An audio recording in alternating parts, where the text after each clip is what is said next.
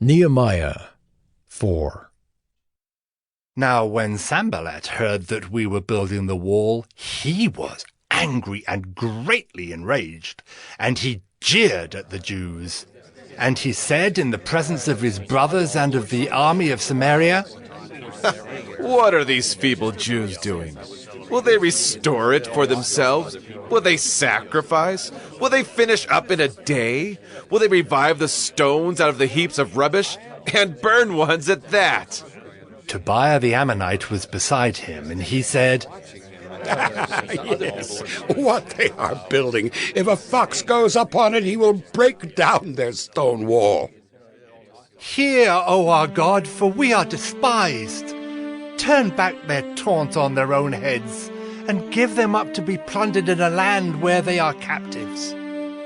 Do not cover their guilt, and let not their sin be blotted out from your sight, for they have provoked you to anger in the presence of the builders.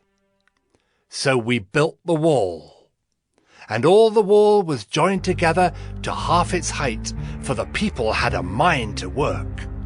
But when Sanballat and Tobiah and the Arabs and the Ammonites and the Ashdodites heard that the repairing of the walls of Jerusalem was going forward, and that the breaches were beginning to be closed, they were very angry. And they all plotted together to come and fight against Jerusalem and to cause confusion in it. And we prayed to our God and set a guard as a protection against them day and night. In Judah it was said, The strength of those who bear the burdens is failing. There is too much rubble. By ourselves we will not be able to rebuild the wall.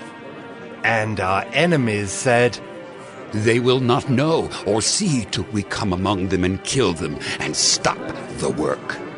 At that time the Jews who lived near them came from all directions and said to us 10 times, You must return to us. So in the lowest parts of the space behind the wall, in open places, I stationed the people by their clans, with their swords, their spears, and their bows.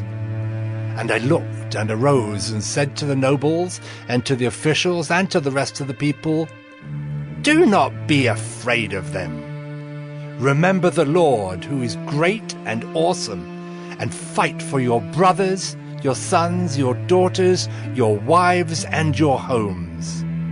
When our enemies heard that it was known to us and that God had frustrated their plan, we all returned to the wall, each to his work. From that day on, half of my servants worked on construction, and half held the spears, shields, bows, and coats of mail. And the leaders stood behind the whole house of Judah who were building on the wall. Those who carried burdens were loaded in such a way that each labored on the work with one hand and held his weapon with the other. And each of the builders had his sword strapped at his side while he built. The man who sounded the trumpet was beside me.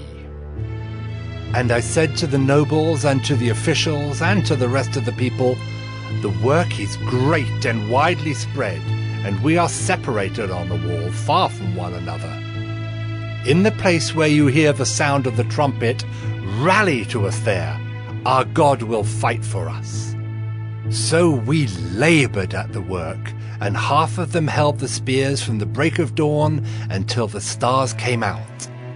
I also said to the people at that time, Let every man and his servant pass the night within Jerusalem, that they may be a guard for us by night, and may labor by day. So neither I nor my brothers, nor my servants, nor the men of the guard who followed me, none of us took off our clothes. Each kept his weapon at his right hand.